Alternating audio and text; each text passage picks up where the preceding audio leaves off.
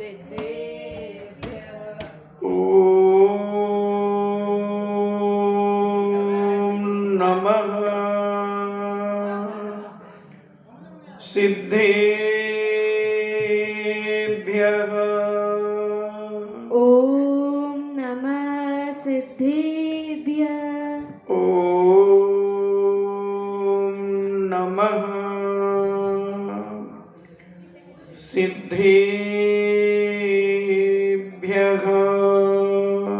ॐ नमः सिद्धेभ्यः इणमो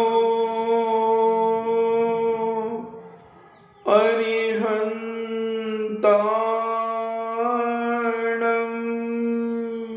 नमो अरिहन्ताणम् इणमो सिद्धाणम् नमो सिद्धाणम् इणमो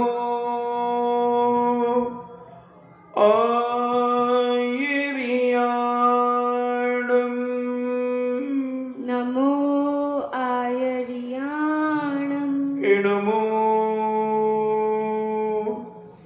उवज्झायाणम् नमो उवच्छायाणम् इणमो लोये सब्बे साभूणम् नमो लोये सवसाहूणम् पंच परमेष्टि भगवान की जय हो अहिंसामयी वीतराग विश्व धर्म की जय हो देवादिदेव 1008 श्री आदिनाथ भगवान की जय हो देवादिदेव 1008 चिंतामणि घोर उपसर्ग विजेता श्री पार्श्वनाथ भगवान की जय हो देवादिदेव 1008 शासन नायक बाल ब्रह्मचारी भगवान महावीर स्वामी की जय हो परम पूजनी आचार्य श्रोमणि गुरुवर श्री कुंद कुंद महामुनिराज की जय हो परम पूजनी आचार्य श्रोमणि गुरुवर श्री विद्यासागर जी महामुनिराज की जय हो परम पूजनी निर्यापक श्रमण मुनि श्री सुधा सागर जी महाराज की जय हो परम पूजनी 3,9 करोड़ महामुनिराजों की जय हो तपोदय अतिशय क्षेत्र की जय हो शुल्लक श्री 105 गंभीर सागर जी महाराज की जय हो। चर्चा चल रही है कि कर्म के सामने दुनिया की कोई ताकत टिक नहीं सकती। बड़े बड़े सूरमाओं के सामने तो लोग टिक जाते हैं, मगर कर्म एक ऐसा शक्तिशाली योद्धा है कि वो कभी परास्त नहीं होता, वो सबको परास्त कर देता है। बड़ी बड़ी शक्तियां कर्म की चपेट में आकर अपने जीवन को हिताश कर देते हैं। रामचंद्र जी जैसी ताकत जो कर्मों को चुनौती देकर के निकले थे, चैलेंज करके निकले थे सारे लोगों को कि मैं कैसे भी संकट आएंगे मैं कभी घबराऊंगा नहीं, रोऊंगा नहीं, कभी आत्महत्या करने का परिणाम नहीं करूंगा। बहुत पुरुषार्थ किया मर्यादा पुरुषोत्तम राम ने। 14 वर्ष के दौरान उनके जीवन में कर्मों की बड़ी बड़ी कर्मों की शक्तियां सामने आई, वो निपटे। जनकनंदी सीता का हरण हो गया। राम थोड़े से रोए मगर घबराए नहीं, मरने का नहीं सोचा। मगर जब लक्ष्मण को लक्ष्मण शक्ति लगी, उस शक्ति को देखकर और लक्ष्मण की दशा देखकर रामचंद्र जी घबरा गए। बस कर्म कहता, तुम मुझे चुनौती देकर के गए थे, तुम मुझे चुनौती देके गए थे कि मैं बलभद्र हूं, मेरा भाई नारायण है, मेरे पास राजा जनक की बेटी सीता मेरी धर्मपत्नी है, कौन मेरा क्या कर लेगा।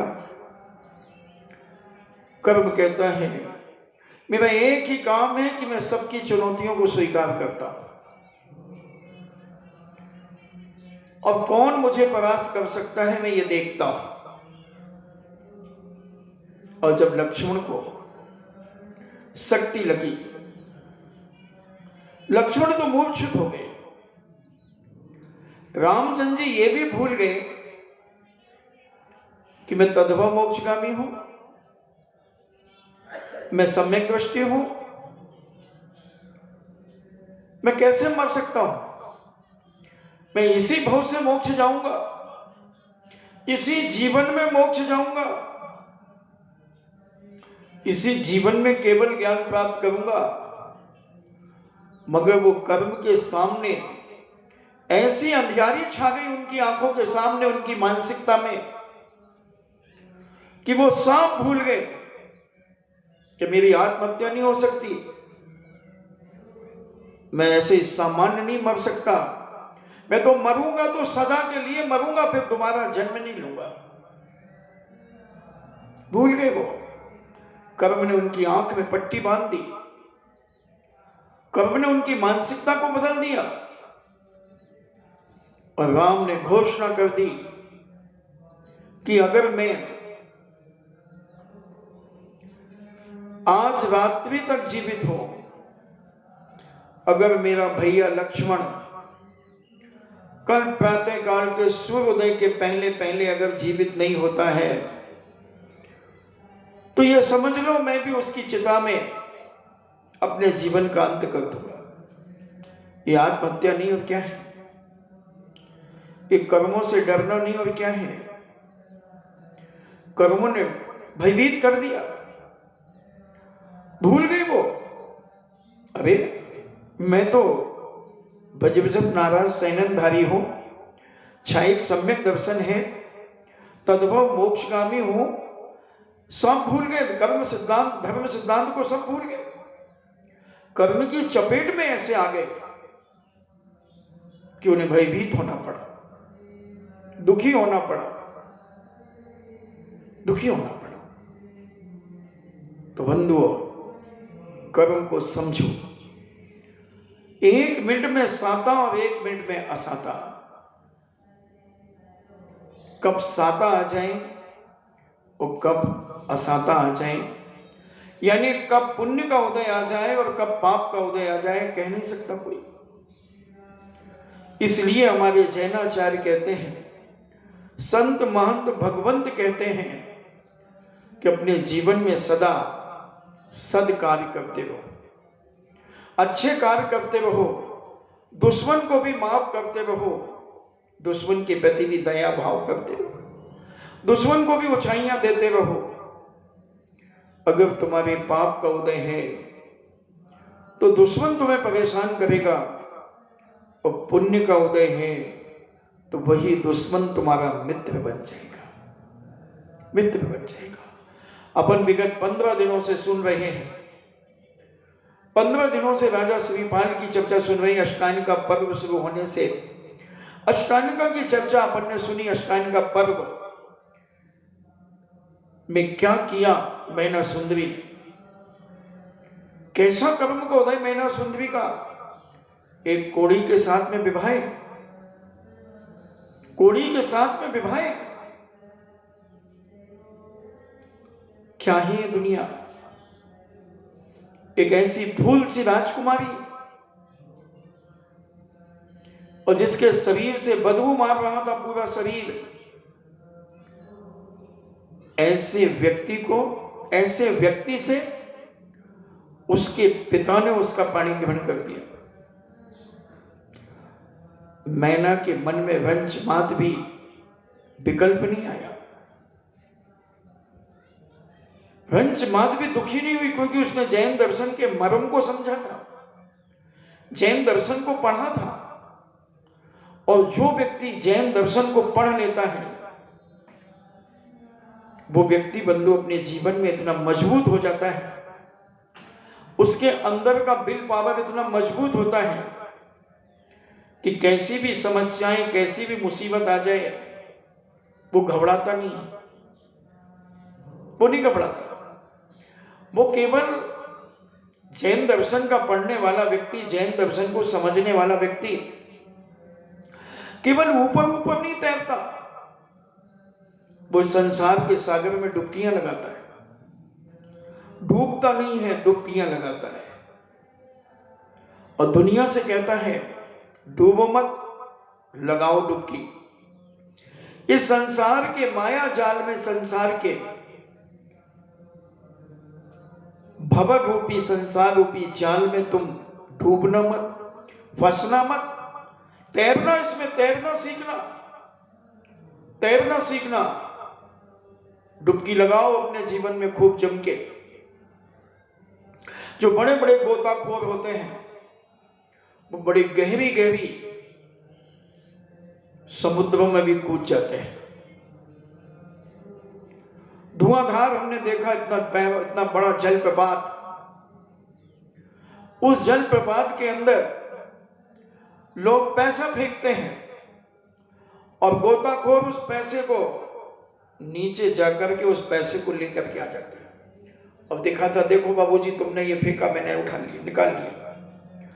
इसी प्रकार हमारा जैन दर्शन कहता है कि तुम संसार के समुद्र में रहो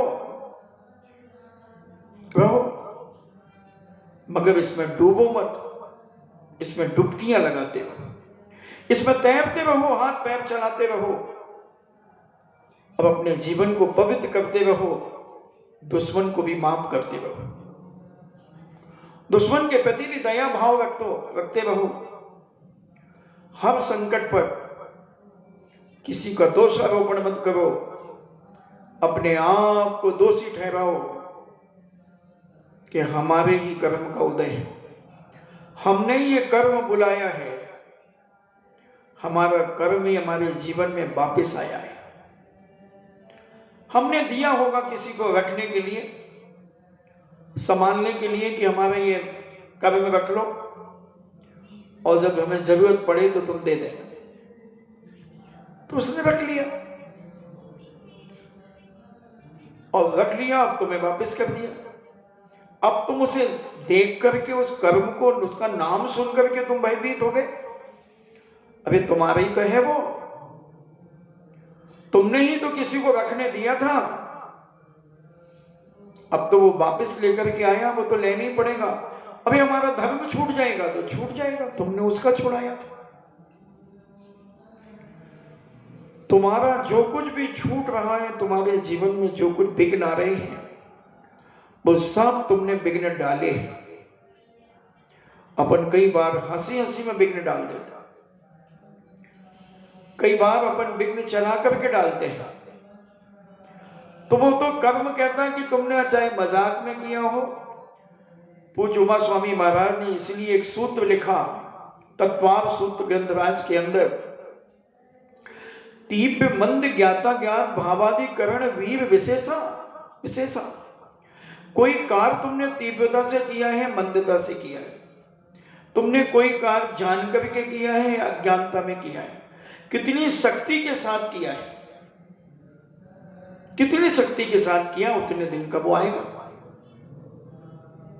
तुम कहते हमने कुछ नहीं किया, ऐसा हो ही नहीं सकता। कोई दुनिया में दूध का धुला नहीं है, सबका इतिहास काला है, सबका इतिहास काला है बंधुओं। इसलिए अब इतिहास की चिंता मत करो, आगे आने वाले समय की चिंता करो। भूत की चिंता मत करो, अब तुम भविष्य की चिंता करो। वर्तमान में रहकर भविष्य को संभालो, अपने आप वर्तमान को संभालो। आज का पुरुषार्थ कल का भाग्य बनकर के आता है। वर्तमान अगर तुम्हारा बढ़िया है, अच्छा है, तो भविष्य भी अच्छा है, और वर्तमान अगर डगमगा रहा है तो भविष्य का महल कभी भी धराशायी हो सकता है। इसलिए वर्तमान की नींव मजबूत रखो, नींव मजबूत रखो। श्रीपाल यही तो कर रहा है, पूर्व जन्म के कर्म से नहीं डर रहा है वो दुश्मन को भी गले लगा रहा है, दुश्मनों को भी गले लगा रहा। जो डाकू 500 जहाज लूटने के लिए आए थे उनका भी सम्मान कर रहा है, उन्हें भी उपहार दे रहा है, उन्हें भी वस्त्रभूषण दे रहा है, दुश्मन को भी अपना बना रहा है। दुश्मन को भी अपना बनाने की कला बहुत कम लोग जानते हैं, और जो जानते हैं वो दुश्मन को मित्र बनाकर और उनसे ही अपने जीवन के आगे के काम कराते चले जाते हैं। यही तो कला है ज्ञानी और अज्ञानी की। ज्ञानी गिरे को उठाता है, ज्ञानी दुश्मन को गले लगाता है, ज्ञानी हर व्यक्ति के साथ दोस्ती का हाथ बढ़ाता है। उसकी दृष्टि में कोई दुश्मन होता ही नहीं, कोई शत्रु होता ही नहीं, कोई बुरा होता ही नहीं। वो तो सबको अपने जैसे समझता है, और श्रीपाल ने ऐसा ही किया। श्रीपाल की बलि चढ़ाने के लिए श्रीपाल को लाया गया, धवल सेठ के सामने प्रस्तुत किया गया, और धवल सेठ ने बलि की बेदी पर श्रीपाल को पहुंचा दिया। जल्लाद तलवार लेकर के खड़ा हो गया, श्रीपाल डरे नहीं। उन्हें अपने आत्म बल के ऊपर विश्वास था कि दुनिया की कोई ताकत मेरा बाल बांका नहीं कर सकती, और उन्होंने ललकारा, जल्लाद भी कांप गया, बड़े बड़े वीर योद्धा भी कांप गए, और सब भयभीत होकर के चले गए। जब श्रीपाल धवल सेठ के पास आया तो धवल सेठ समझ गया कि महान पुण्यात्मा जीव है, बलि देने की जरूरत नहीं है, इसके हाथ के स्पर्श से ही ये जहाज चलने लगेंगे। और श्रीपाल ने जब हाथ लगाया तो 500 जहाज जो खाड़ी में फंस गए थे वो निकल करके चलने लगे। डाकू लूटने आ गए जहाजों को, 500 जहाजों को डाकू लूटने आए। डाकुओं ने सेठ को बांध लिया। श्रीपाल ने एक ललकार में सारे डाकुओं को शांत कर दिया, और फिर उन्हें इतना प्रेम दिया, उन डाकुओं को इतना वात्सल्य दिया, उन्हें वस्त्राभूषण दिए। देखना, जो तुम्हें लूटने आए तुम उनका सम्मान करोगे, तुम तो उन्हें अरेस्ट कराओगे, पुलिस में बंद कराओगे। मगर श्रीपाल कहता है कि नहीं, इनको खुश कर दो, इनकी आवश्यकता को पूर्ण कर दो, ये मित्र बन जाएंगे। और सारे डाकू को वस्त्राभूषण दिया, सम्मानित कर दिया। वो प्रेम से भर गए, वो आत्मीयता से भर गए, और वो श्रीपाल को अपना गुरु मानने लगे। श्रीपाल की वीरता देखकर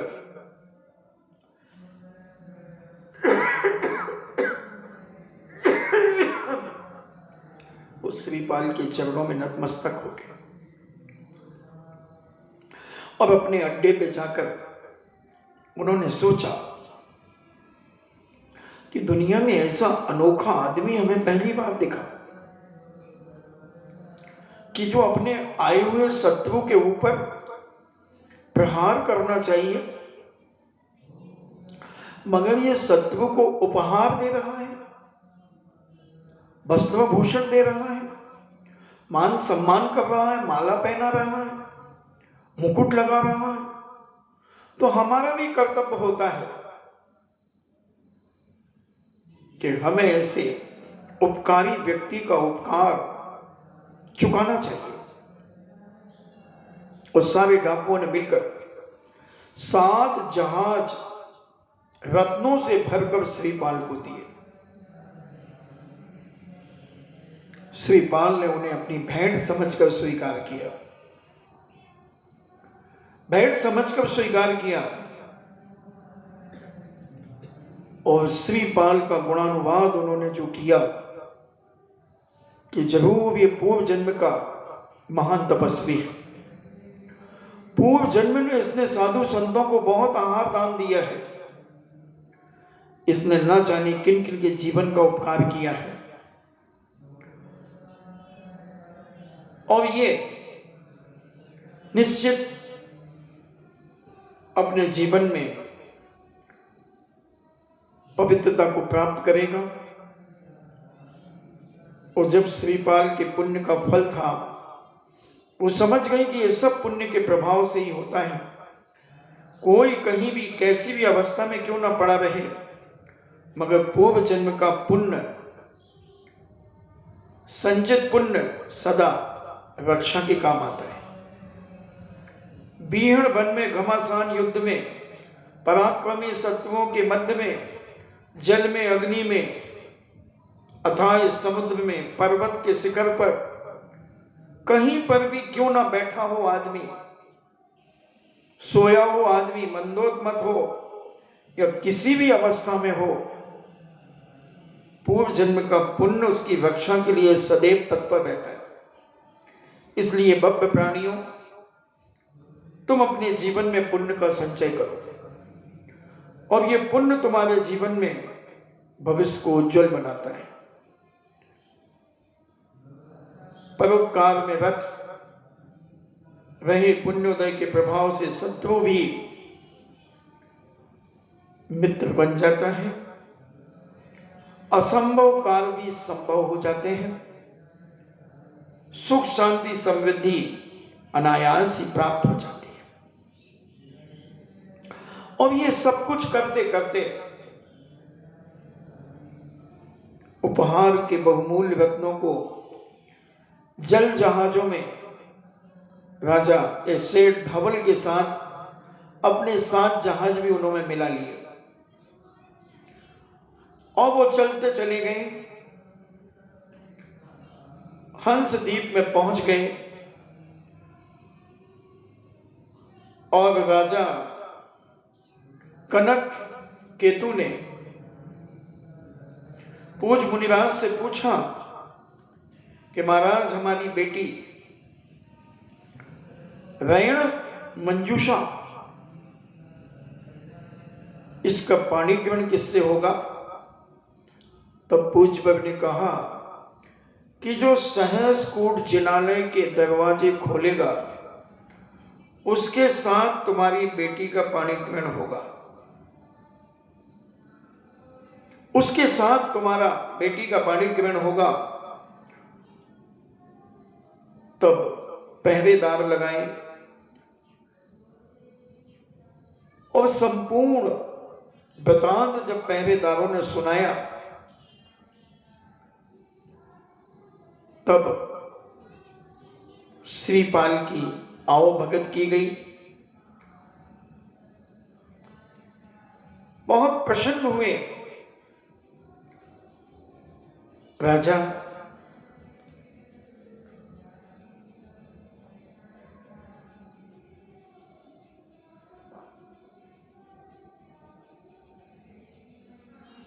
और राजा ने अपनी बेटी जो रैण मंजूषा थी उसका विवाह श्रीपाल के साथ करने का विचार किया। श्रीपाल तो स्तुतियों में मस्त हैं, चिनैन भगवान की स्तुति कर रहे हैं। हम तो स्तुति ही नहीं बोलते, हम भगवान के दर्शन करते समय क्या बोलते हैं? नमो अभियंताणम, नमो सिद्धाणम, नमो आर्याणम, नमो जयम, नमो नमः। कितने लोग हैं जो भगवान का गुणानुवाद करते हैं, कितने लोग हैं जो भगवान को नमोस्तु करते हैं विधि के अनुसार, विधि के अनुसार। कितने लोग हैं? और श्रीपाल ने पूर्ण विधि के साथ, अगर आप मान लो 10 भगवान हैं और आपने मान लो 10 गणधर और 1 भगवान, यानी 11 भगवान हैं, और आपने खड़े होकर पारसनाथ भगवान के दर्शन किए, और जो बाकी 10 गणधर हैं उनको ऐसे कर नमोस्तु नमोस्तु नमोस्तु नमोस्तु, ये वंदना का दोष है। वंदना कहती है पूर्णता एक एक भगवान के दर्शन करो, प्रत्येक भगवान के सामने उठो बैठो। मैंने जब बहुत पहले स्वयं मूलाचार्य पढ़ा था, तब मैंने वो वंदना के दोष पढ़े। 32 है वंदना के दोष मुनि राजों के। जब मुनि राजों के हैं तो तुम गृहस्थों के कितने हैं? प्रत्येक भगवान की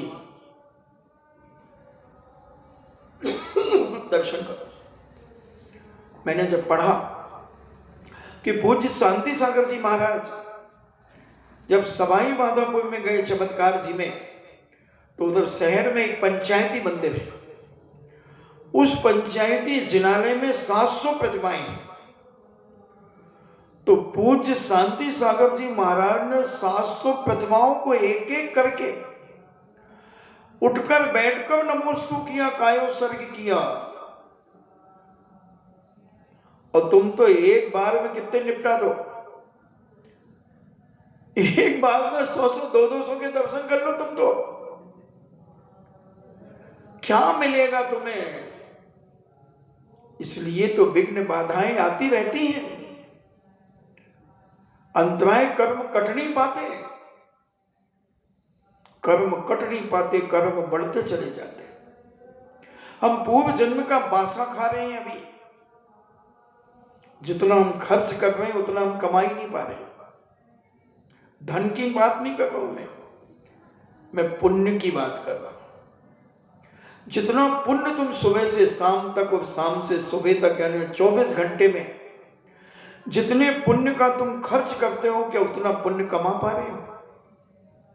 मुझे तो नहीं लगता कि तुम कमा पा रहे हो। कितनी देर तुम धर्म ध्यान में लीन रहते हो? कितनी मिनट कहूं तो बहुत बड़ी बात नहीं होगी।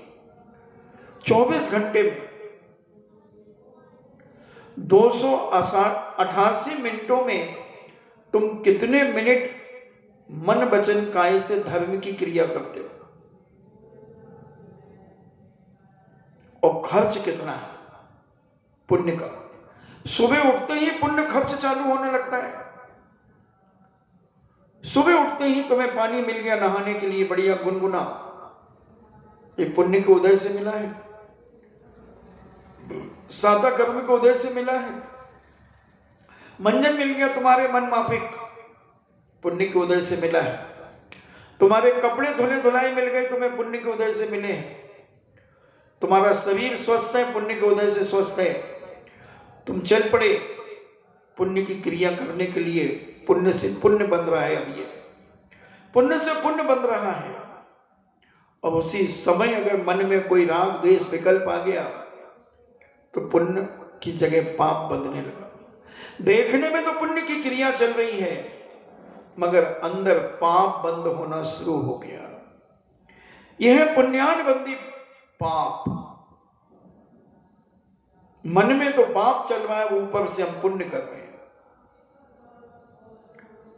जितनी देर भी तुमने धार्मिक क्रिया एकाग्रता से की, उससे पुण्य बंद, और जितनी विकल्पों के साथ की उसमें नंबर कटे, नंबर कटते गए, नंबर कटते गए। फिर उसके बाद तुमने क्या क्या किया वो तुम सब जानते हो। सब पुण्य से, जिसमें तुम सफल होते जा रहे हो वो सब पुण्य का होता है। वो खर्च हो रहा है, वो खर्च हो रहा है। इसलिए पुण्य बढ़ाओ, अपने जीवन में पुण्य बढ़ाओ। और श्रीपाल जिनालय में पहुंच गया, दरवाजा कड़कड़ करते हुए खुल गया, स्वर्णमय सहस्त्रकूट जिनालय का। और स्तुति करने में ऐसा तल्लीन हो गया, ऐसा तल्लीन हो गया, कम से कम एक एक स्तुति तो याद कर लो रे। पुरानी स्तुतियां कोई जानते नहीं, पढ़ते नहीं कोई। सकल गे गायक, क्या स्तुतियां हैं, अहो जगत गुरु देव। ऐसी स्तुतियां भरी पड़ी हैं और उनमें तत्व भरा है, मर्म है धर्म का। और श्रीपाल ने स्तुतियां पढ़ी, स्तुतियां पढ़ के सामायिक में बैठ गए, वंदना कर ली, आलोचना किया, प्रत्याख्यान किया, कायोत्सर्ग किया, फिर स्वाध्याय करने लगे। और पहरा देने वाले जो द्वारपाल नियुक्त किए गए थे, उन लोगों ने जब शक्तिशाली पुरुष को बाहु विक्रम के द्वार को खोलते देखा था, उनके आश्चर्य का कोई ठिकाना न था। राज आज्ञा के अनुसार वो सारे के सारे जो चौकीदार थे, वो श्रीपाल के सत्कार के लिए वहीं रह गए एवं कई राजा को इस बात की सूचना देने चले गए। और वहां पहुंचकर लोगों ने राजा से निवेदन किया कि हे राजन, सहस्त्रकूट जिनालय का द्वार की तरफ से मैं आया हूं, आपने मुझे वहां नियुक्त किया था। उस समय हम लोग वहां पहरा देने के लिए नियुक्त थे। पहले तो हम लोगों ने किवाड़ बंद रहने का कारण पूछा हम लोगों से, फिर हमने उत्तर दिया और उन्होंने हाथ लगाते ही वो जिनालय का दरवाजा ऐसे खुल गया, कड़कड़ कड़कड़ कड़ करते हुए खुल गया।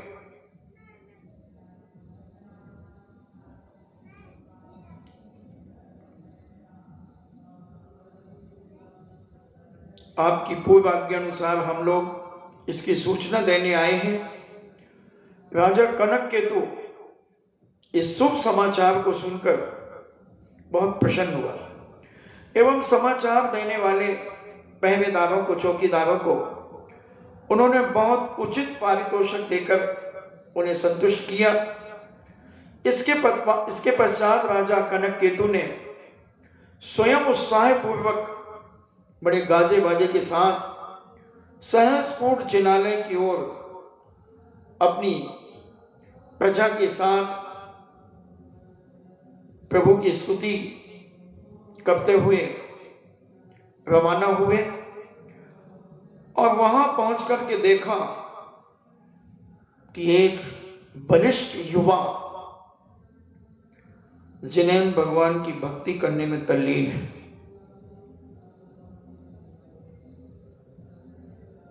प्रभु की स्तुति आदि सब करके जब वह युवा उठा, तब राजा कनक केतु श्रीपाल के पास पहुंचे। बड़ा विशाल जिनालय था, स्वर्णमय जिनालय था तथा उचित आदर सत्कार करके उसकी कुशल क्षेम पूछी। फिर उनका पूर्ण परिचय प्राप्त करने के अभिप्राय से राजा कनक केतु ने पूछा, कुमार, आप किस देश के निवासी हैं? आपके यहां आने का क्या अभिप्राय है?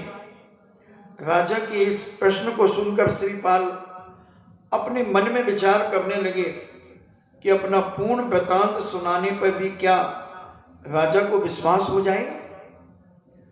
अगर वो कहे, मन में आया कि मैं सुनाऊं कि मैं चंपापुरी का राजा हूं, मुझे कोढ़ हो गया था, आदि आदि सारी अगर बीती घटनाओं को सुनाए वो, तो क्या राजा को विश्वास हो जाएगा? मेरी वर्तमान परिस्थिति विश्वास के अनुकूल नहीं है, क्योंकि मेरे रूप को देख करके कोई विश्वास ही नहीं कर सकता कि ये कोढ़ी था। तथा मेरी साक्षी देने वाला भी यहां पर कोई नहीं है, कोई प्रमाण देने वाला भी नहीं है कि हाँ इन्हें कोढ़ हुआ था।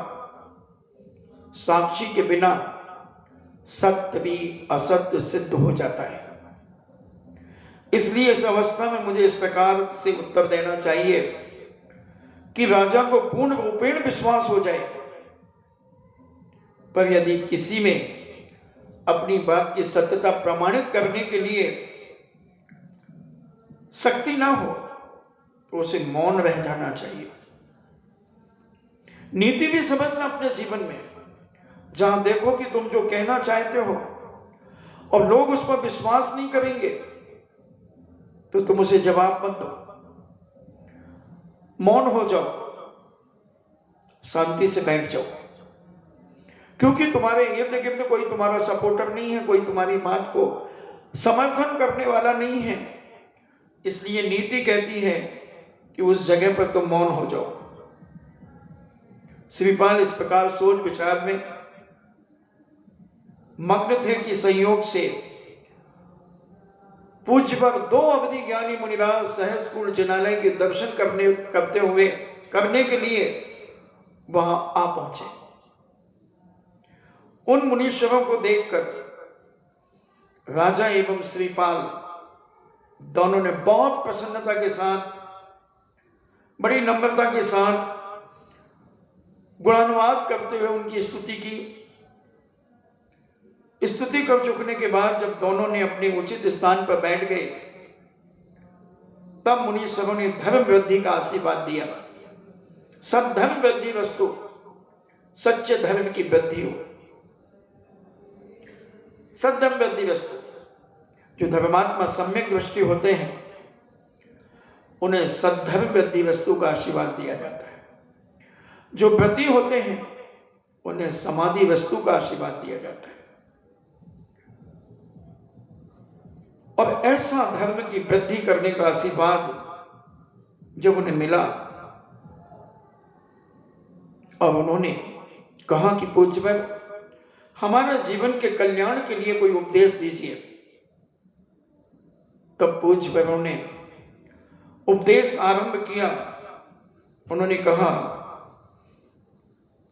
पहले जिज्ञासुओं का जान लेना बहुत जरूरी है कि ये क्या चाहते हैं। वक्ता के कुछ लक्षण होते हैं तो श्रोता के भी लक्षण होते हैं। 14 प्रकार के श्रोता होते हैं और वक्ता इतना होशियार होता है कि ये आई हुई जनता किस भाव से आई है, ये क्या चाहती है, उसी प्रकार का उपदेश उन्हें दिया जाता है। ऐसा पूज्य जिनसेन स्वामी ने आदि पुराण के अंदर लिखा कि श्रोताओं की मुखाकृति को देखकर वक्ता धर्म का उपदेश देता है। किस चीज की इन्हें आवश्यकता है, संवेगनी, निर्वेदनी आदि जो 4 प्रकार की कथाएं, उन कथाओं का मिश्रण करके उपदेश देता है। और मुनिराज ने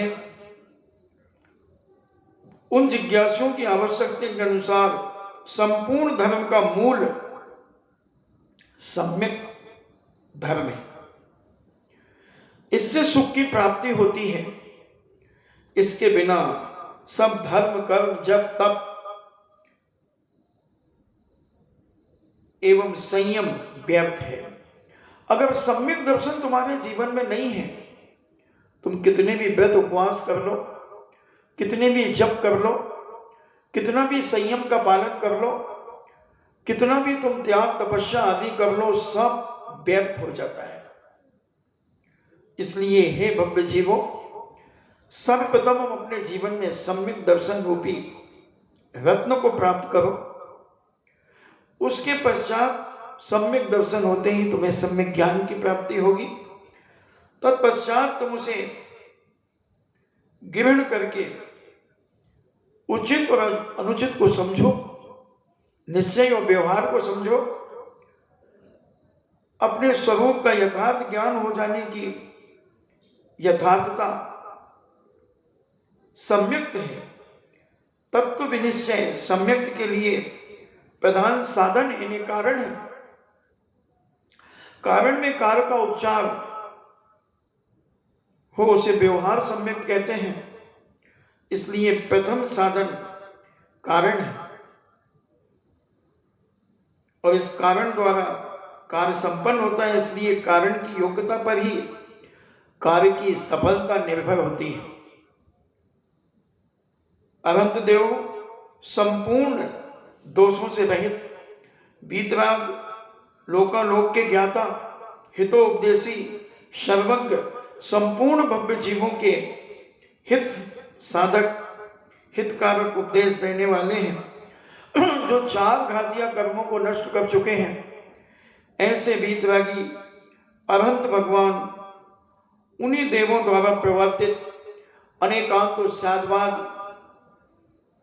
पूरा द्वादशांग शास्त्र के पारगामी परम जिनेन्द्र भगवान 28 मूल गुण एवं 84 लाख उत्तर गुणों के धारी आचार्य उपाध्याय एवं साधु परमेष्टि, इन तीनों का ही सम्यक श्रद्धान अपने जीवन में करना चाहिए। इसके अतिरिक्त अन्वेषी एवं उपलक्षणों से युक्त साधुओं की जो सच्चे देव शास्त्रों के शास्त्र भिन्न धर्मावलंबी हो, उन्हें स्वप्न में भी कदापि स्वीकार नहीं करना चाहिए। पंच परमेष्टि संपूर्ण सांसारिक जीवों को उस अपार संसार रूपी समुद्र को पार करने में कारण बनते हैं। इसलिए मन वचन काया के द्वारा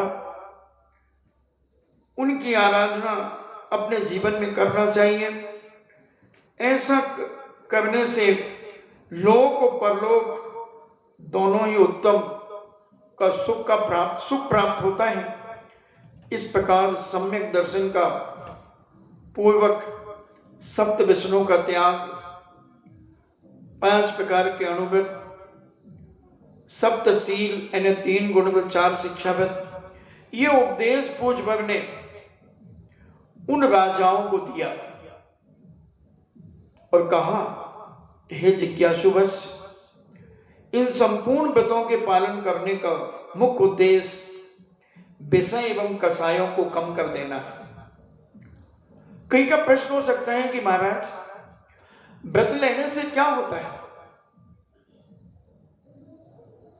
पूज्य चामुंड राय जी ने अपने चारित्र सार में कहा कि जब उनसे पूछा गया कि हे भगवान, व्रत लेने से क्या फायदा, तो उन्होंने कहा कि जब तक तुम व्रती नहीं बनोगे तब तक तुम न जाने क्या क्या अत्याचार करोगे।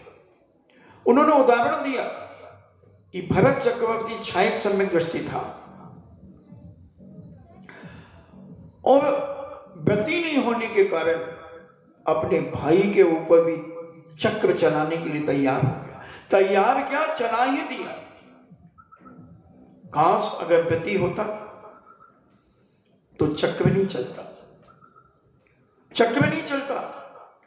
मगर अव्रती होने के कारण, असंयमी होने के कारण संसारी प्राणी कितने असंयम करता है, सुबह से शाम तक और शाम से सुबह तक अपार हिंसा करता है, अपार झूठ बोलता है, अपार चोरी करता है, मानसिक कुशील करता है, परिग्रह बढ़ता चला जाता है, उसमें आनंद मनाता चला जाता है।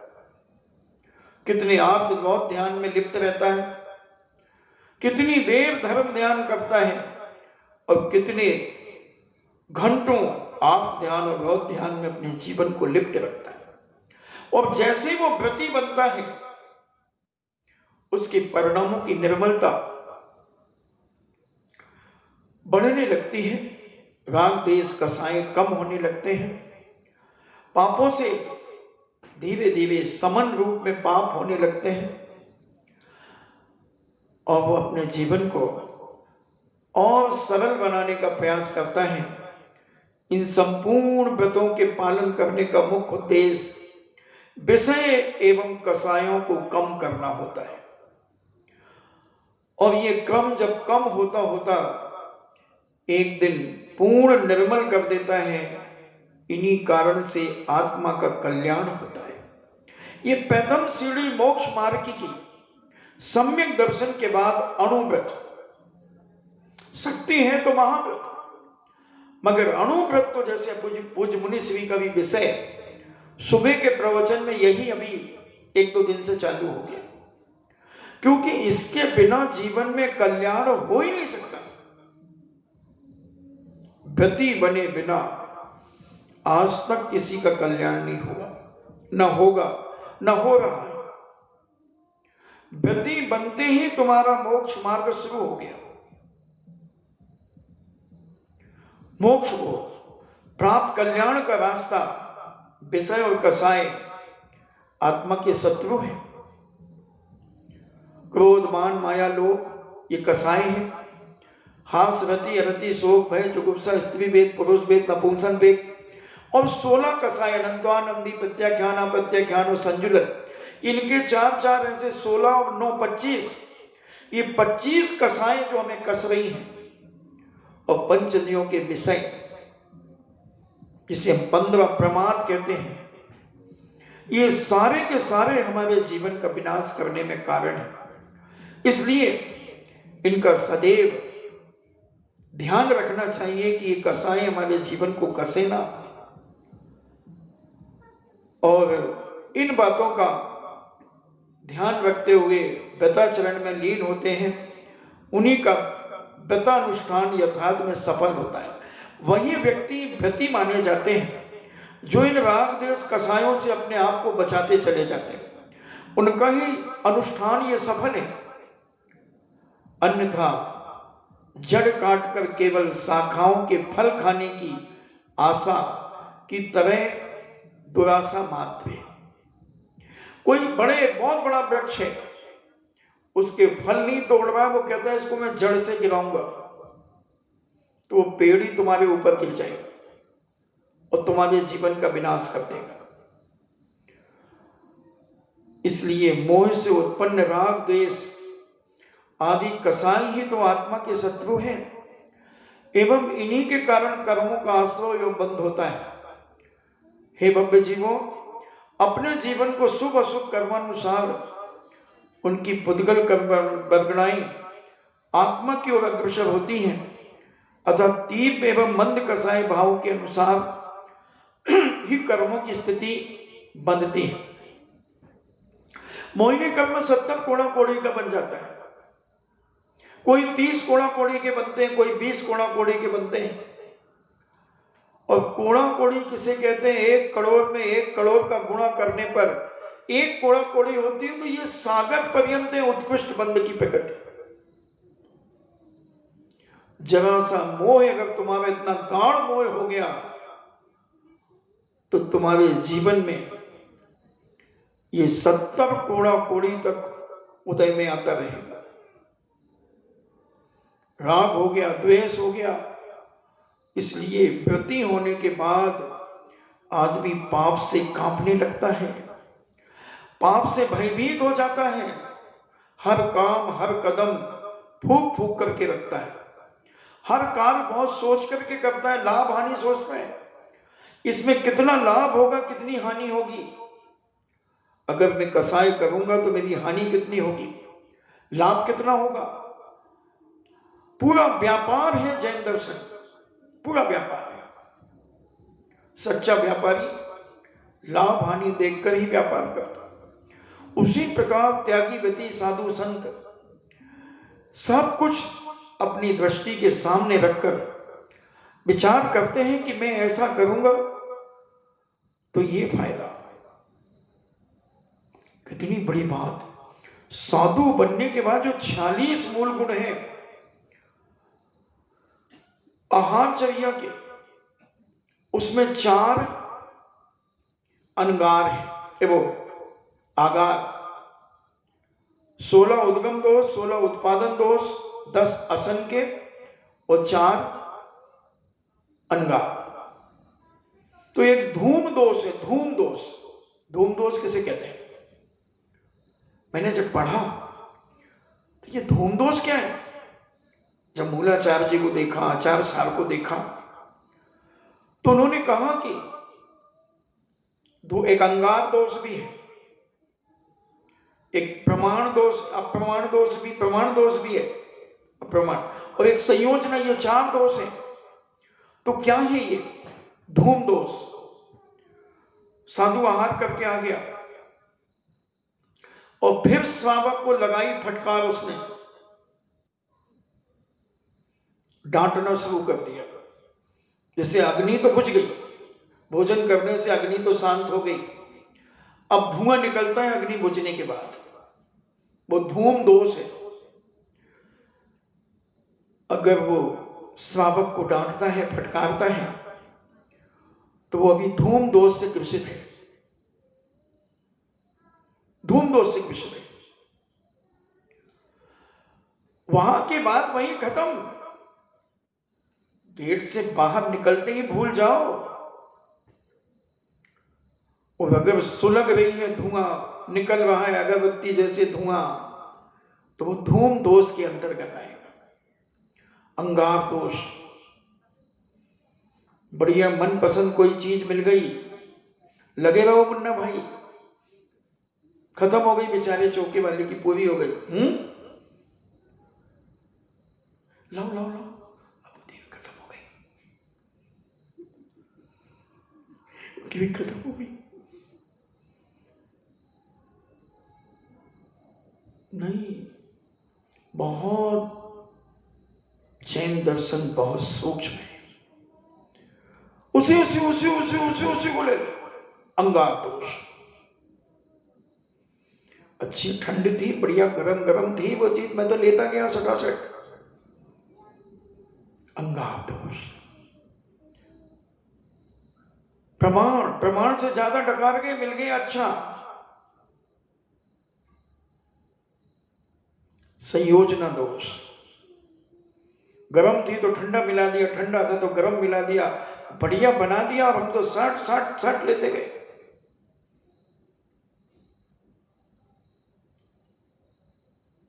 ऐसे कर्म बंद होते चले जाते हैं।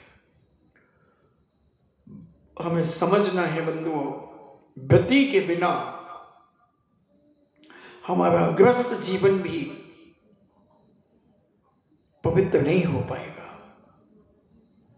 पवित्र नहीं हो पाएगा, और कर्मों की स्थितियां बनती चली जाएंगी।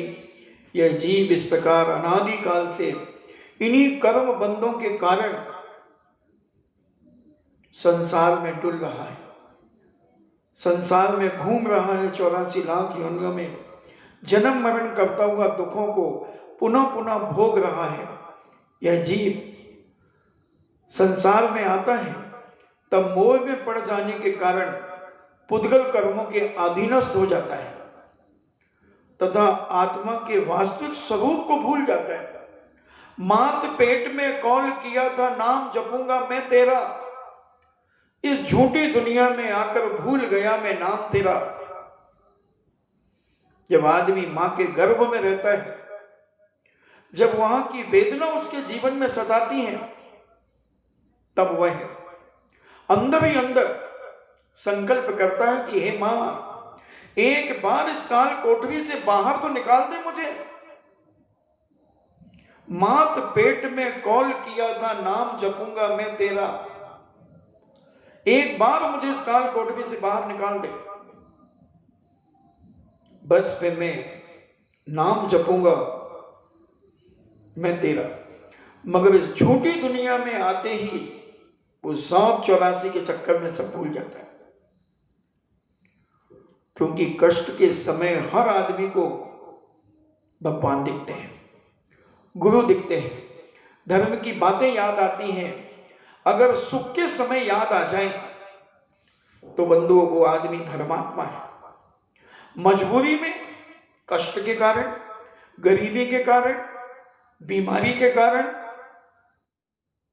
और भी अनेक परेशानियों के कारण अगर तुम धर्म करते हो तो ये धर्म नहीं है, ये स्वार्थ है, ये व्यापार है। हम छत्र बोल दिया, श्री सांगानेर जी में छत्र चढ़ाएंगे अगर मेरा ये काम हो जाएगा तो, वट परंतु किंतु लेकिन, और नहीं हुआ तो छत्र नहीं चढ़ेगा। क्या है ये, धर्म है या मजाक? मैं श्री तपोदय तीर्थ क्षेत्र पर छत्र चढ़ाऊंगा अगर मेरी जमीन का फैसला हो जाएगा तो, माइंस मुझे मिल जाएगी तो, नहीं मिली तो बाबा जी बैठे हो बिना छत्र के,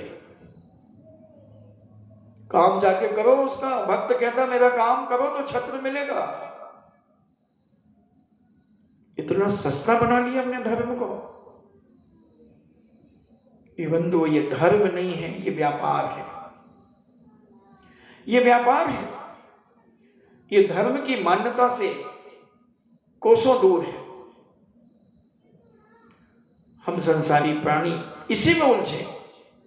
इसलिए जैनाचार्य संत महंत भगवंत कहते हैं कि अपने जीवन का वाकई में तुम कल्याण करना चाहते हो, भले धीरे धीरे चलो मगर चलो। उठो उठो और चलो, बहुत धीरे चलो, बहुत धीरे चलो, संभल करके चलो। और अपने जीवन में इन व्रतों को धारण करके अपने जीवन को पवित्र करो। व्रत लेने के बाद अपने आप परिणाम निर्मल होने लगते हैं। अगर उसने अंदर से व्रत लिए हैं तो, दबाव और प्रभाव से लिए हैं तो कुछ नहीं होगा। ऊपर से तो व्रत ही रहेगा, फिर भी ऊपर से भी ले ले तो उसकी दुर्गति नहीं होगी।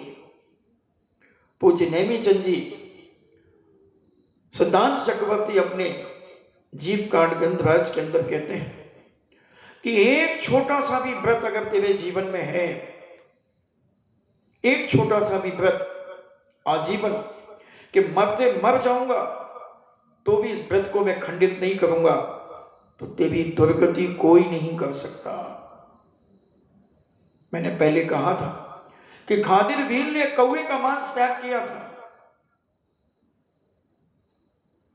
स्वर्ग में देवी इंतजार कर रही थी खादिर भील का कि खादिर भील मरेगा और मेरा पति बनेगा। एक कौवे का मांस, बाकी मांस तो खा रहा है।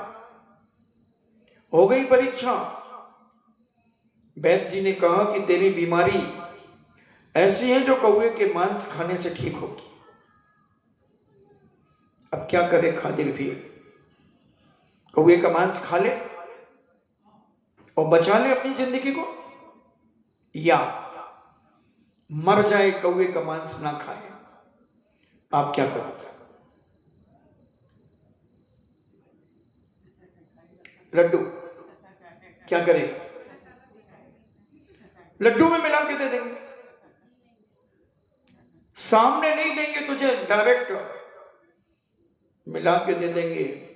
हम तो कह देंगे डॉक्टर साहब ये तुम जानो, तुम्हारा काम जाने, वैद्य जी हमें कुछ मत बताओ, तुम तो हमें बचा लो बस। मगर खादिर भील कहता है ये बंदा मर सकता है मगर कौवे का मांस नहीं खाएगा। क्योंकि मैंने दिगंबर मुनिराज के मुखार बिंद से इसका दोष सुनकर के, इस मांस के दोष सुनकर के मैंने त्याग किया है। मैं मरते मर जाऊंगा। और जो देवी उसकी बनने वाली थी और ये देव बनने वाला था, एक वृक्ष के नीचे वो देवी विक्रिया से आकर वहां रो रही थी। उस खादिर भील का साला सुबीर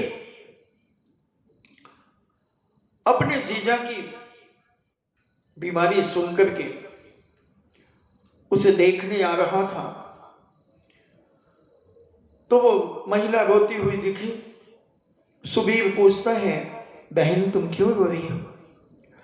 बोले मैं इसलिए रो रही हूं कि तुम जहां जा रहे हो वो व्यक्ति को तुम कौवे का मांस खिलाने के लिए जा रहे हो, और अगर उन्होंने कौवे का मांस खा लिया तो वो मेरे पति नहीं बन पाएंगे, वो मेरे देव नहीं बन पाएंगे। इसलिए मैं रो रही हूं। वो मेरे देव बनेंगे अगर वो कौवे के मांस को दृढ़ता के साथ पालन करते रहे नहीं खाने का। देखना बंधुओं, एक धीवर, एक भील स्वर्ग जा सकता है। उसने कहा मैं नहीं खिलाऊंगा, पक्का नहीं खिलाऊंगा। बोले नहीं, मुझे विश्वास नहीं है। बोले मैं विश्वास दिलाता हूं कि मैं उसे नहीं खिलाऊंगा, फोर्स तो करूंगा, कहूंगा तो उससे, मगर मुझे मालूम है कि उसने जो नियम लिया वो अपने नियम को तोड़ेगा नहीं, तोड़ेगा नहीं। और इसने कहा, उसने मना किया। फिर उसने कहा कि आपकी तो स्वर्ग में नियुक्ति हो गई है, आप यहां से मरण करके स्वर्ग जाओगे। बोले क्यों, कैसे मालूम तुम्हें? बोले रास्ते में एक देवी मिली मुझे रोते हुए, और उस देवी ने मुझसे कहा है कि वो मेरे पति होंगे अगर वो मांस नहीं खाएंगे तो, वो मांस खा लेंगे कौवे का तो वो दुर्गति चले जाएंगे। अच्छा, जब एक कौवे के मांस खाने से मैं भवदत्तक में या स्वर्ग में जन्म लूंगा, अगर मैं संपूर्ण मांस का त्याग कर दूं तो फिर तो खाद्य वीर्य का मरना तो पक्का है। तो संपूर्ण मांस का त्याग करो ना। और खाद्य वीर्य ने संपूर्ण मांस का त्याग कर दिया और मर गया। जब वो लौट करके साला निकला कुछ दिनों के बाद, वो देवी वहीं फिर रो रही थी। बोले अब क्यों रो रही, उसने तो कौवे का मांस नहीं खाया। बोले कौवे का मांस तो नहीं खाया, मगर उसने संपूर्ण मांस का त्याग कर दिया, तो वो सौधर्म स्वर्ग में जाकर के जन्म ले लिया। मेरा पति रूपी देव नहीं बन पाया, उसकी और उन्नति हो गई। तो व्रती बनने का बहुत बड़ा प्रभाव है बंधुओं, बहुत बड़ा प्रभाव है। पूज्य नेमीचंद सिद्धांत चक्रवर्ती ने जो कहा कि एक छोटा सा नियम भी अगर तुम्हारी जिंदगी में व्रतों के रूप में है तो तुम्हारी कभी दुर्गति नहीं हो सकती। ता जीवन मरते दम तक उस नियम का भंग नहीं होना चाहिए। ऐसे हम इस संसार में व्रती न होने के कारण 99.5 करोड़ कुलों में चक्कर लगा रहे हैं, 84 लाख योनियों में हम चक्कर लगा रहे हैं। अपने जीवन को वासनाओं से कभी भर लेते हैं, कभी कम कर लेते हैं, और इन कारण से हम कभी ऊपर तो कभी नीचे, तो कभी आजू तो कभी बाजू, ये हमारी जिंदगी में चल रहा है। क्या होगा हमारे जीवन का? कभी हम सोच पाएंगे अपने जीवन के कल्याण के बारे में कि नहीं, कि निराग देश कसायों में केवल अपनी अपनी तारीफ, अपने अपने गुणानुवाद करते करते हम अपनी जिंदगी को खत्म कर देंगे।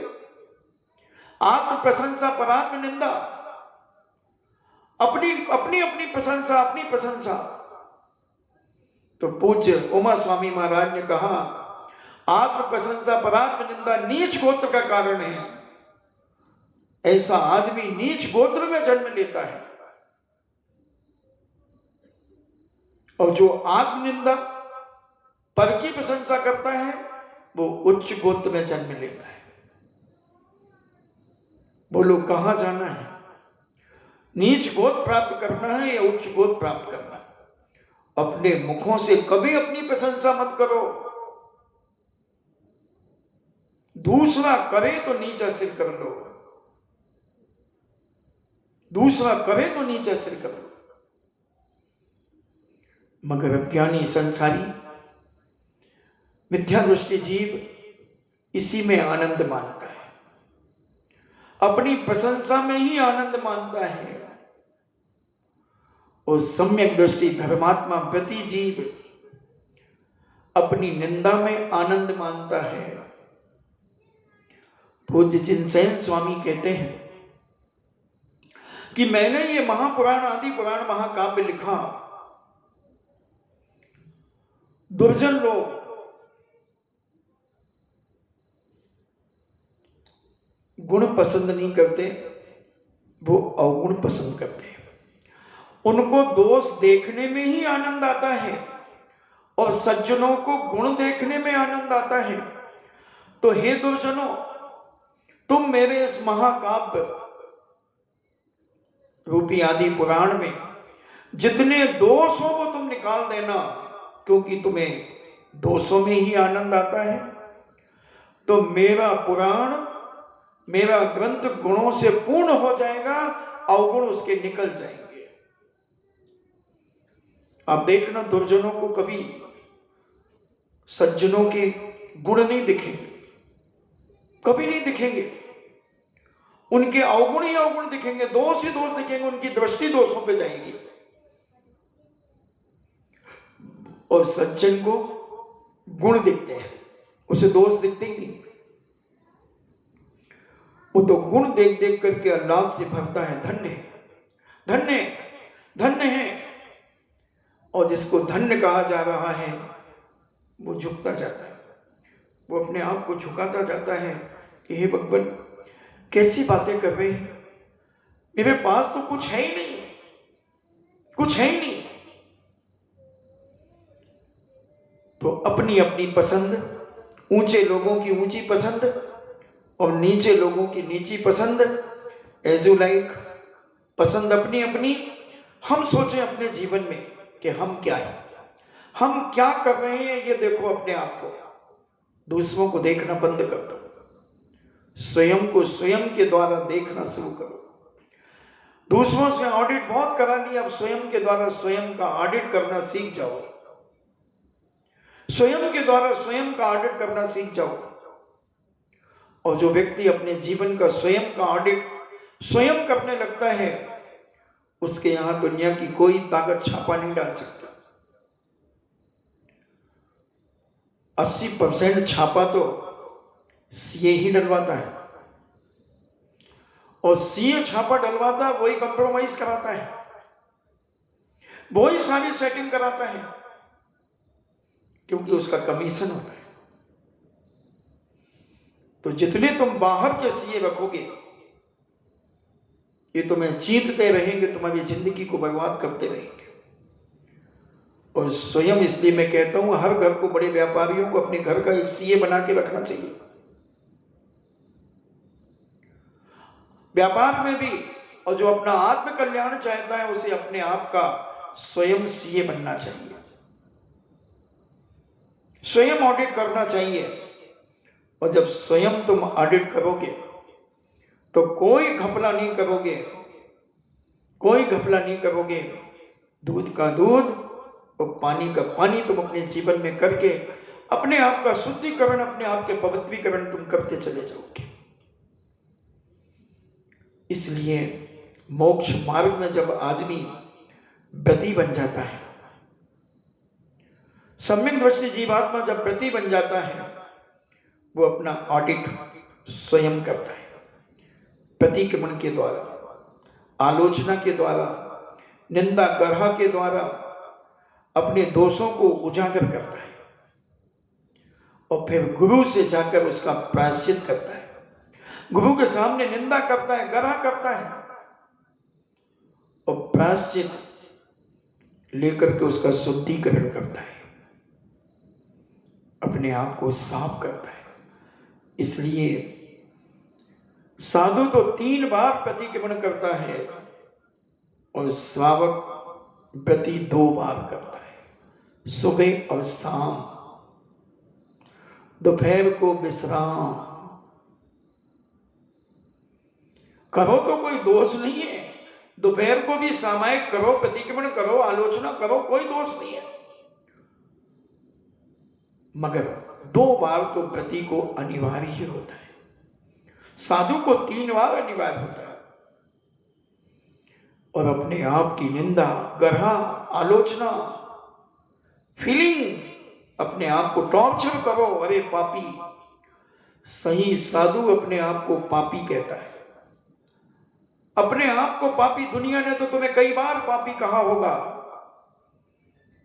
मायावी कहा होगा, दुराचारी कहा होगा, एक बार अपने मुंह से अपने आप को पापी कह दे, एक बार अपने आप को मायावी कह दे, एक बार अपने आप को लोभी कह दे, पापिष्टेन्द्रात्मना जड़ दिया माया बिना लोभना, राग द्वेष मलिन मनेन मनसा, राग द्वेष से मलिन है तेरा मन।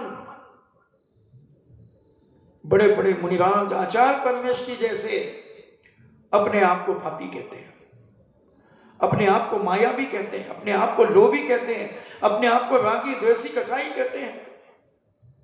गणधर परमेश्वरी जैसे, ओह, साक्षात भगवान के समोसमन में बैठे हुए गणधर परमेश्वरी, वो भी जब छठे सातवें गुण स्थान में हैं तो प्रतिक्रमण करते हैं, निंदा करते हैं, आलोचना करते हैं, और हम घर में बैठे अपने आप को भगवान आत्मा मानते हैं, भगवान आत्मा मानते हैं। घर में बैठ करके डल्लभ पिलो के गद्दों पर बैठ करके हम समय सार का स्वाध्याय करते हैं, आहा भगवान आत्मा, झक झक झलक रही है आत्मा। विचार करना है, आपका समय हुआ, हमें सोचना है अपने जीवन में कि हम कहीं ऐसा तो नहीं ऊंची दुकान के फीके पकवान बेच रहे हो, नाम बड़े और दर्शन थोड़े वाली बात हो। समझो जैन दर्शन की महिमा, समझो श्रीपाल की गरिमा। पूज्य मुनिराज से कल्याण का मार्ग पूछ रहा है, और आज तो मुनिराज ने कितनी बड़ी बात कह दी सुबह कि तुम व्रती बनो, 96,000 शादियां करो तो कोई दोष नहीं है। व्रती बनने के बाद भी, व्रती बनने के बाद भी महाराज एक ही नहीं संभल रही, वही हमारे केस कर देती हैं कई बार। इसलिए आई एम सॉरी प्लीज, एक ही बहुत है, कोई बात नहीं, हम तो बता रहे हैं कि तुम इतना कर सकते हो। व्रती बनने के बाद अगर तुम्हें कोई डर हो कि हम व्रती बन जाएंगे तुम शादी नहीं कर पाएंगे, कर सकते हो। 2 प्रतिमा लेने के बाद भी तुम शादी कर सकते हो, कोई बाधा नहीं है। कानून, श्रावकाचार सब आज्ञा दे सकते हैं, करो, कोई जरूरी नहीं है। अगर तुम इंद्रिय लोलुपी हो तो कर लो, सीमा बना लो, 96,000 से ज्यादा नहीं करेंगे, इतनी तक सीमा है।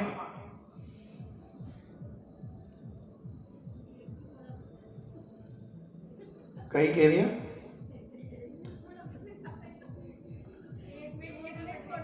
अब वही मैं बोल दिया ना, पहले ही बोल दिया ना कि केसनुज करे बात,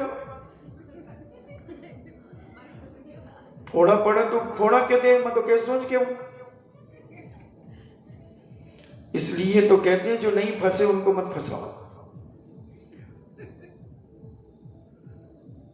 जैन दर्शन की महानता तो देखो कि कितनी छूट दे रहा है तुम्हें, मगर व्रती बन जाओ, हर चीज की सीमा बना लो, बस हर चीज की सीमा बना लो और पालो ना खूब गृहस्थी, खूब रहो ना गृहस्थी में, खूब खाओ पियो, कौन मना कर रहा, सब कुछ करो मगर सीमा बनाओ। भक्ष व भक्ष का विवेक रखो, नल का पानी और नाली के पानी को विवेक रखो, कुएं का पानी और बोरिंग के पानी का विवेक रखो।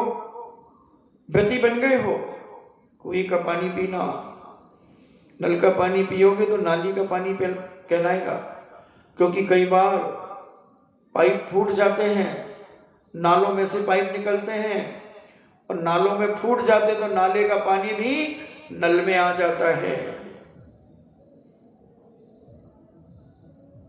आ जाता है। समझें और अपने जीवन को कितना पवित्र व महान हम बना सकते हैं, इस पर विचार करें।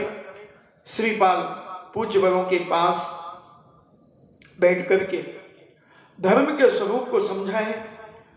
और इस 84 लाख योनियां 199 कुल कोटि, इन सब के बारे में वह समझ रहा है और अपने जीवन को पवित्र करना चाहता है, अपने जीवन को महान बनाना चाहता है। और ये जीवन कैसे मिला मुझे? राजा कनक के तो पूज्य से पूछते हैं कि हे महाराज, ये जीव कौन है? इनका श्रीपाल तो नाम है, मगर क्या है इनका इतिहास, क्या है इनका जीवन? तब पूज्य श्रीपाल के बारे में वार्तालाप करेंगे, अपन सुनेंगे। आज आपका समय हो गया, आज इतना ही समझें। फिर भी आज पुनः 1.25 घंटा हो गया। अपन समझें अपने जीवन में बंधुओं कि हम आखिर क्या कर रहे हैं इस मनुष्य पर्याय को पाकर। केवल तेल लौन लकड़ी में अपनी जिंदगी खत्म कर देंगे। रोटी कपड़ा और मकान, जीवन के बस 3 निशान, चड्डी नाड़ा और गठान, इसी में खत्म कर देंगे। तो सारी दुनिया कर रही है इसी में, फिर तुम में उसमें अंतर क्या कहलाएगा? ये समझने की बात है। हमने बहुत पहले कहा था कि एक वो भी मर रहा है, एक ये भी मर रहा है, एक ये भी मर रहा है, एक जैन भी मर रहा है, और चारों को एक ही मरघट में चलाया जा रहा है। क्या अंतर है? पटेल भी मरा है, साहू भी मरा है, बघेलवाल भी मरा है, खंडेलवाल भी मरा है, पोरवाल भी मरा है, पल्लीवाल भी मरा है, जयसवाल भी मरा है, और क्या कहूं, परवार भी मरा है, गोला पूरब भी मरा है, गोला नारे भी मरा है, गोल सिंगारे भी मरा है, नरसिंहपुरा भी मरा है, उमड़ भी मरा है। हो गया वही खंडेलवाल सरावगी में आ गया। लश्कर भी मरा है, बुढ़ेलवाल भी मरा, यूपी में बघेलवाल, इधर बघेलवाल उधर बुढ़ेलवाल होते हैं। तो ऐसे 84 जातियां हैं, सब मरे हैं, सब एक ही मरघट में मरे। मगर जो व्रती है उसका जनाजा अलग जाता है, उसकी अवधि अलग जाती है, उसका प्रभाव अलग होता है। कुछ हट करके करो अपने जीवन में बंधुओं, तब तो मजा है। तो टके सेर भाजी, टके सेर खाजा, और अंधे नगरी और चौपट राजा। हम ऊंचे हैं, हम ऊंचे हैं क्योंकि हम गले में काला धागा पहनते हैं, इसलिए ऊंचे हैं। ऊंचे लोगों की ऊंची पसंद, कुछ नहीं बंधु। ऊंचा कौन है और नीचा कौन है, ये अभी बहुत समझने की आवश्यकता है, बहुत जानने की आवश्यकता है। अगर पत्नी प्रतिमाधारी हो गई और पति कभी रात्रि भोजन त्याग नहीं है, तो जिंदगी भर पत्नी ने पैर छुए हैं तुम्हारे, अब छुआ मत लेना पैर। जहां से पैर छुएगी वहीं से लंगड़े लूले होगे, क्योंकि वो ऊंची हो गई है, वो व्रती हो गई है। हो सके तो तुम उसके पैर छू लेना। महाराज जी क्या कह रहे हो? व्रती है। धर्म की नीति तो यही कहती है, धर्म की नीति तो यही कहती, व्रती बड़ा होता है, अब व्रती छोटा होता है। अब व्रती छोटा होता है, व्रती बड़ा होता है। कुछ समझो और जानने का प्रयास करके जीवन को ऊंचा करने का, ऊंचा बनाने का अभ्यास अपने जीवन में करें। इन्हीं मंगल भावना के साथ सबकी आत्मा परमात्मा बने। जिनवाणी स्तुति। जिनवाणी के ज्ञान से सूझे लोकालोक, सो वाणी मस्तक के धरो, सदा देते हूँ धोख। हे जिनवाणी भारती, तो हे जपो दिन रैन, जो तेरो शरणागहि, सो पावे सुख चैन। देव भजो अरिहंत को, गुरु सेवा निर्ग्रंथ। दया धर्म पालो सदा, यही मोक्ष का पंथ। 9 बार नमो का।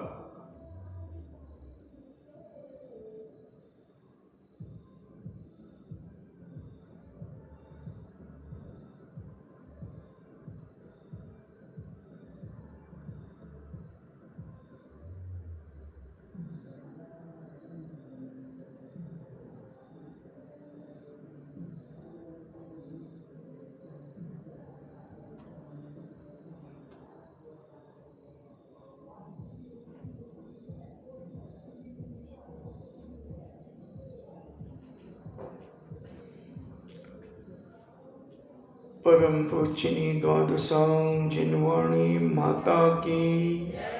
सुत देवता सुत देवता, जैनम जेतु शासनम, जैनम जेतु शासनम, जैनम जेतु शासनम।